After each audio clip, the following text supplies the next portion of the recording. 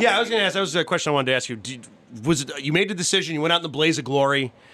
So when did it kick back in? Like how long afterwards were you like, it'd be great to do just like 5 minutes somewhere? It was always there, but all right.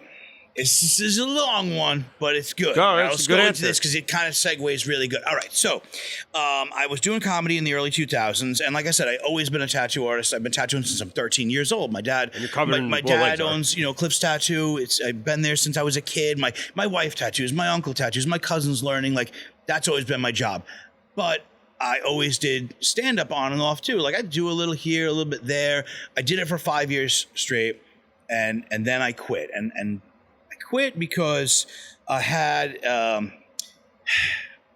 my career path, tattooing, intersected with comedy, which was sounds fun, but it wasn't a good intersection. It was like a car accident intersection. Okay, oh, God. And so you remember like in the earlier like 2000s, like Opie and Anthony were huge. Yeah, O&A was huge. O&A. They were the greatest, and I loved O&A because O&A was in that era. It was like what they talk about Carson, Johnny Carson being oh my God, you saw the guy on Carson? He's made it. If you saw a comedian on Opie and Anthony, and if you look back at who was on there, I mean, Louis C.K., Bill Burr, Patrice O'Neill, all those guys. Patrice and Bob Kelly, all these guys. Bobby Kelly's one of my favorites. And so I was a huge Opie and Anthony fan, right? And so every day I'd go to work. We started work at 12 at the tattoo shop. I would ride in, listening to O&A, and we got there, we'd switch over, and I'd make everyone in the shop listen to the Ron and Fez show. Which Ron came on Fez. after O&A. Ron and Fez. I don't know as much Ron and Fez, but I know more O&A than Ron. But I know Ron and Fez, obviously. Yeah. Ron and Fez were like Ron Bennington, Fez Whatley. They were the ones that came on after Opie and Anthony. And the way I always explained it was like O&A was like the hot girl in school that you wanted to date, and Ron and Fez was like her less hot sister. That you're going to fuck anyway. You fucked her because she tried harder. You know what I mean? Like she'd stick like her pinky in your asshole while blowing you. You know what I mean? Like she like... I don't know if I could say that. Can I say that? Yeah. Said it. Already happened. She tried harder. That was Ron and Fez. They were there on the network right after O&A, and they tried harder. And so, every day I'd go in there and make all the guys in the tattoo shop listen every day. And we're listening one day, and they're like talking about a tattoo. Someone has to get a tattoo for some reason, and they need a tattoo. And I'm like, to the phone in a blaze of glory, like, boom, on the phone. And they're like, yeah, we'll have you come in and tattoo on the air. I'm like, it's going to be great. So I went in and I tattooed on the Ron and Fez show. I did some stupid thing. Like, I don't know, I tattooed some guys like a Yosemite Sam on his ass or something. Yeah. Like, get out of here, varmint, something like that, And it was silly. But then they invited me back for another time where I tattooed again, and back for another time and I tattooed again. Now I'm on the Ron and Fez show. Then they started inviting me back just to come in and hang out. I was in there hanging out. I was in there one day with Ron. We're smoking cigars in the room. I'm like, this is gonna be, this is my moment. Like I can move up this ladder and I can get to the Opie and Anthony stage, and I'm gonna make it. I'm gonna make it. And I keep going, and I'm doing it, I'm hanging, and it's fun. And then one day I get the phone call from the producer, Earl, and he's like, Eastside Dave on the show lost a bet. He lost a bet, and he asked to get a portrait of the entire Sopranos family tattooed on his back. Carmela, AJ, Meadow, and Tony Soprano. And I'm like, I don't do portraits. Like, I don't do portraits. Should probably stop the podcast now and just it's not a plug. This is just to show that I'm not crappy. Yeah. Go to my Instagram. Go to Rob's Instagram. It's who the fuck is Rob White? Yeah. And look for a couple minutes. But okay, Rob does mostly traditional American style tattooing. Go on my story. I put one of his things up. It's right under there. Click on that. It's I do a traditional style tattooing. I could do a lot of things. I could do fine line, black and gray. I could do some realism. But the one thing I don't do is portraits. Is there a reason for that? Just style-wise, or is it a choice? Hard to tattoo a portrait. It's like it's the thing of like if you're off just a little bit, now all of a sudden your grandmother looks like Elvis Costello or something, and you're like, oh, that's not what I was looking for. And so I just steered clear of that. And when they're like portrait, I'm like, no. And I tried to get guys from my shop to go, and they were like, we don't give a shit, we're not going. I'm like, seriously? No, like nobody cared. They're like, oh, were they paying? Are they gonna pay good money? Like, no, they want you to do it for like, I'm not doing it. And I'm like, I can't do this. Yeah, and he keeps calling me. Earl is harassing me now. And he keeps doing it. And he's like, Dave doesn't even care what it looks like. He doesn't even care. Just do it. Like, I've never done one portrait. It's like, no, just do it. And then Dave calls me. I swear Dave called me. They might say I'm a liar, but Dave called and said, I don't care.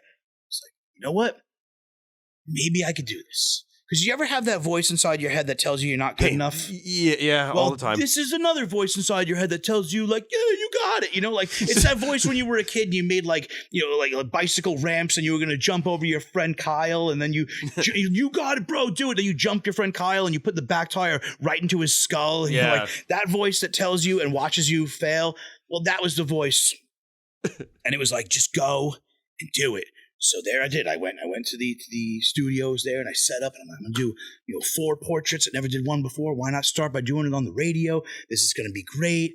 And I sat down. Did you go in cold? Did you sketch it beforehand? Oh no, I was like working it out in my head. I'm like, okay, I think you can do this. You know, I was gonna say, it's that voice. Yeah, it's that overly because you have to amp yourself up a little bit. Plus, I'm so excited, dude. It's your career, big opportunity. Man. It's the same thing. Like, nah, bro, those bumps are nothing. You don't need a condom. It's gonna be fine. I'm sure she's just got prickly heat. Like, thanks, voice in my head. I got this. And same voice. And I went in there and I sat up and I started doing the tattoo. And I was about 10 minutes into doing this tattoo. And I was eating the largest bag of shit I've ever eaten in my tattoo career. I was in it and I was like, oh, this is over. This is over. This is the worst thing I've ever done in my entire... How much longer do I have? I have to do 3 more? Cool. And I was just doing it and I'm just... Are you at least trying? Maybe I can save this. I have this it's like someone has shoved an ice pop right up my ass. You know what I mean? It was like, the double one with the 2 sticks? Like that was being put in my ass as I'm like, and I'm doing it. And I'm like, oh God. Now, to prove how bad this tattoo is, maybe you even want to look right now just to see what this came out to look, because it's very easy to find. All you have to go and do, folks, is Google Eastside Dave's Sopranos tattoo. You probably could just put in Eastside Dave and it'll finish shitty Sopranos tattoo, because Chris, I've seen Google make do sure that. we put this up.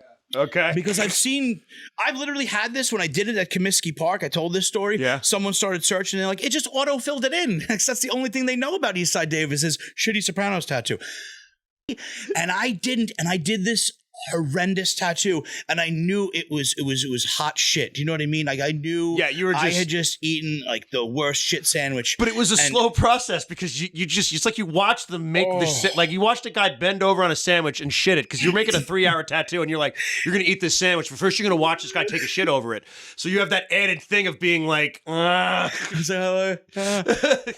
was, oh man, and when I was done, I put like the thickest coat of like bacitracin A&D ointment, just wiped it over it like a glazed donut. And then I showed it, and God bless Ron Bennington. What a man, because he knew it was hot trash. He knew, but he was like, "Oh, that's the greatest thing ever! Everybody, look at that! Hey, Fez, look at that!" And I'm just like, "Thanks, Ronnie, thank you." And I left that place like I just performed some kind of crime. You know what I mean? Like, I left that place and I drove home with my girl at the time. You're looking at it right now? Yeah, I have to say. Well, I just want to say, we're going to put it up right now. It's pretty bad. Oh my God. Oh, there's words underneath it. Yeah. Then at the end, they were like, can you add, I ordered for the table. And I just like drew it on without even using a pen. I was like, I don't even care. I already failed my dad's going to just be disappointed in me when I get home. Anyway.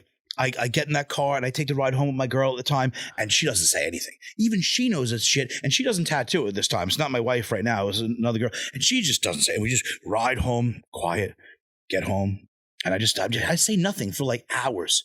And then finally I'm thinking somewhere around 3 o'clock in the morning, like, maybe it wasn't so bad. Maybe it wasn't as bad as I'm thinking. I don't know. It was the radio, right? No one had recorded this or taken a photo. I've never done portraits before. Right? So, maybe it's not as bad. I'm a good artist. Why not do your first one? Is that voice again? Yeah, it's like, it wasn't that bad, was it? So and this is back in the message board days. There was no Instagram. Thank God Instagram and Facebook didn't exist. This was literally the MySpace and then the message boards. And they had like Whack Bag and Spread the Iris. And so I went on the first one, and I started looking at the messages. The thread was the largest thread I'd ever seen, and it was started with my photo of the tattoo and me doing. I was like, "Oh yeah, that's pretty bad." God bless them. No one remembered my name. Thank God, no one one remembered my Rob name. White.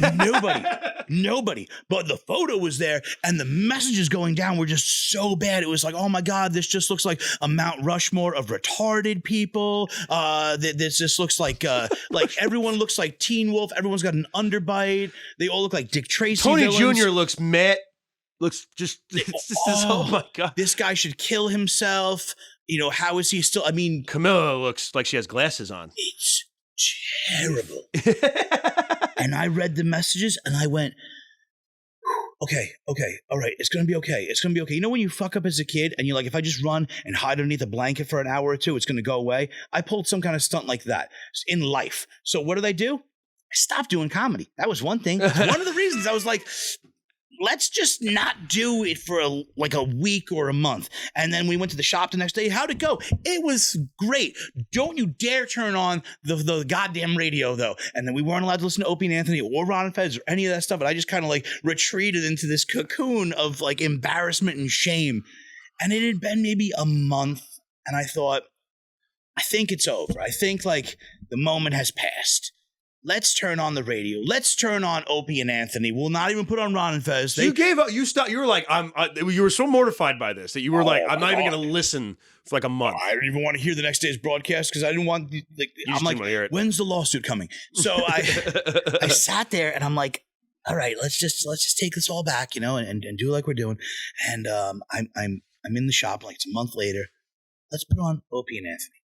And I swear to God, I can't find the actual episode, but I swear on my life, this was the episode I tuned into. It's Jim Norton, Opie and Anthony, Bob Kelly, and Patrice O'Neill, and they're all sitting around. And the topic of that episode is, how awful is Eastside Dave's tattoo? And my friends are like, with the shop, like, what? And I'm like, I got a confession to make. And I'm getting roasted by Patrice O'Neill and Bob Kelly, and I can't find it, but it was so bad. And then they brought in Kat Von D from Miami Ink just for shits and giggles to be a cherry on this she shitty shit ice on cream your cone. tattoo? No one says my name, but they just shitting on my tattoo. Dave, you should kill yourself. And I'm like, oh, so I'm like, no. And now I'm definitely not doing comedy. I love you. Because you're fucking sitting there after a month. Be like, all right, I think everything's fine. It's not over. What are the odds I turn this on? They're talking about me. What are the odds? That must have hurt. You know what it's like? I'm like, wait a minute. So I thought this was going to be like one of those things like, look at me, it's going to uplift my comedy career. No, it's actually going to destroy your comedy career and possibly your tattoo business if you don't shut your face. So I'm like, okay. And now some comedians started to know about this. Not many. There's one kid, I think it was Rob Ryan. I believe that was his name. I hope it was Rob Ryan. And his sister used to come into the shop all the time, and she was like, hey, I heard about your tattoo. And I was like, shut your face. And she's like, it's pretty bad. I'm like, well, how did you hear about it? It's like, oh, you know, like those things that go around. And this is not months anymore. We're going on like maybe a couple of years. This is a couple of years later? Yeah, like maybe 2 years later. She'd come in from time to time. She'd be like, oh my God, did you see the new list of what? The worst tattoos in the world? I'm like, no. And she's like, oh, you're like number 4. Like you're number 3. Like, oh, you're rising up the ranks. I'm like, I don't want to go up the ranks. This is not like the top 10 countdown of the worst tattoo. You can still find it on the worst tattoo list in the world. No, I was just going to say, I looked this up. I think they did a special about it, about like world's worst tattoo profiles. I'll get to that part too. Yeah, because it just keeps getting worse and worse and worse and worse and worse. So you just every couple of years will just flick fucking like AMC or something like that. The show, it's